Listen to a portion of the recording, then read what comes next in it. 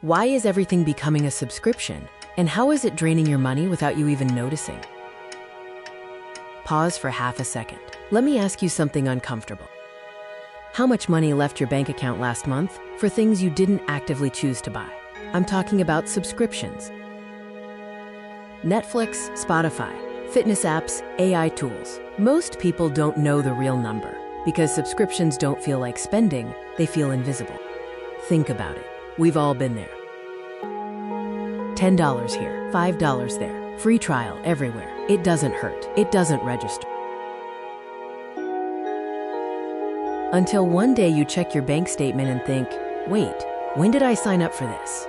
That's not an accident. That's design. 10 years ago, you owned things. Now, you rent access. The moment you stop paying, your files, your playlists, your premium features disappear. Let's look at why this model is a dream for businesses. Subscriptions are a dream business model. Predictable income, monthly autopay, and low customer resistance. Companies just need you to forget about the product. They are not charging you for value. They are charging you for inertia. That's why canceling is hidden, prices increase slowly, and plans get rebranded. Here's the trick they use on your brain to keep you paying. When you pay once, your brain says, I spent money. When you pay monthly, your brain says, oh, that's just normal. Subscriptions turn spending into background noise. Let's do some rough math. With 5 entertainment, 5 productivity, and 3 lifestyle subscriptions, that's easily $150 to $300 bleeding out every month. That's a yearly vacation, or an investment portfolio quietly disappearing. And here's the uncomfortable truth. It's getting worse, not better. Subscriptions are expanding into cars, home appliances, and even basic software functions. This isn't about canceling everything. It's about taking control.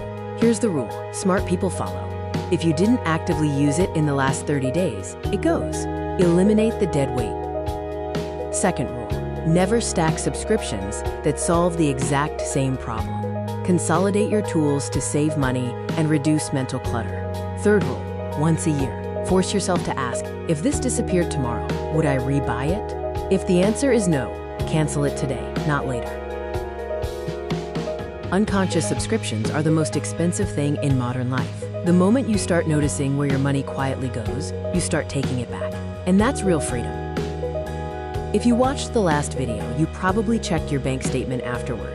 And if you didn't, that alone proves the point. Because the subscription economy doesn't punish you loudly. It drains quietly. And today we're going deeper, not into what subscriptions cost you, but why escaping them is becoming harder every year. This isn't about discipline, it's about design. There was a time when ownership meant security. You bought something. It was yours. End of transaction. Now ownership has been reframed as inefficient. Why own when you can access? Why buy when you can upgrade? Why commit when you can stay flexible? That language matters, because flexibility sounds empowering, until you realize it only flows one way.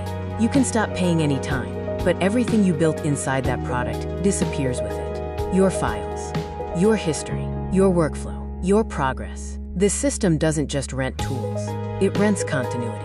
And here's the deeper problem. Humans feel the pain of loss more strongly than the pain of spending. So companies don't sell you features anymore. They sell you fear.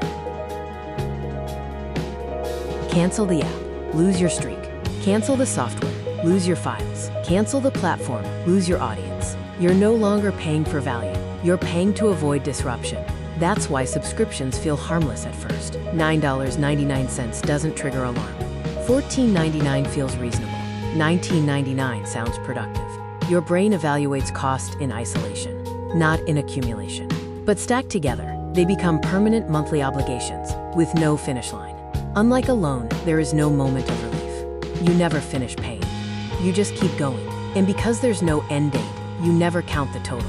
That's intentional. This is where it gets uncomfortable. Subscriptions no longer feel optional because they've merged with identity. I'm a Spotify person. I'm an Apple ecosystem user. This tool is part of my workflow. I need this to function. That's not branding.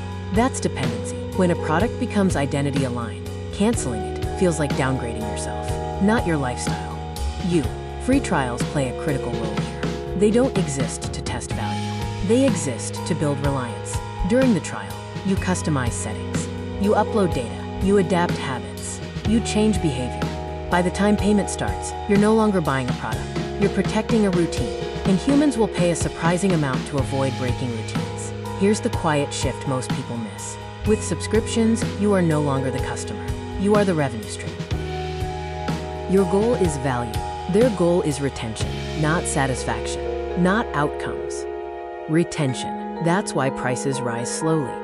Features rarely disappear, and cancellation takes effort. Once retention becomes the metric, friction becomes a feature. And this affects some people more than others. Women especially are hit harder by subscription drain, not because of irresponsibility, but because of responsibility. Women manage more household services, more health tools, more family-related subscriptions, more invisible expenses. Subscriptions often disguise themselves as care, and care spending is rarely questioned. So the drain continues quietly, month after month. Then there's the most expensive sentence in modern life. I might need it. Not I use it. Not it pays for itself. Just in case. Just in case keeps money locked in waste for years. Multiply that hesitation by time, and you're not paying a fee. You're paying a tax on uncertainty. Ever noticed how canceling feels heavier than signing up? That's not laziness. Canceling forces decisions. It forces honesty. It forces you to admit non-use. It forces you to confront sunk cost. Signing up requires none of that. That's why onboarding is frictionless, and exits are hidden. The harder it feels to cancel, the longer money stays. Now stretch the timeline. $200 a month over 10 years is $24,000. Invested modestly, it becomes far more. That's not entertainment money. That's leverage money. But because it leaks slowly, it never gets defended. Quiet expenses don't feel dangerous until they've already reshaped your future. This isn't about rejecting modern tools. It's about refusing automatic loyalty. The goal isn't fewer subscriptions. It's conscious subscriptions. Every tool should earn its place, every month. Not because it exists, but because it performs. Here's the question that stops the drain. If this charged yearly instead of monthly, would I still pay for it?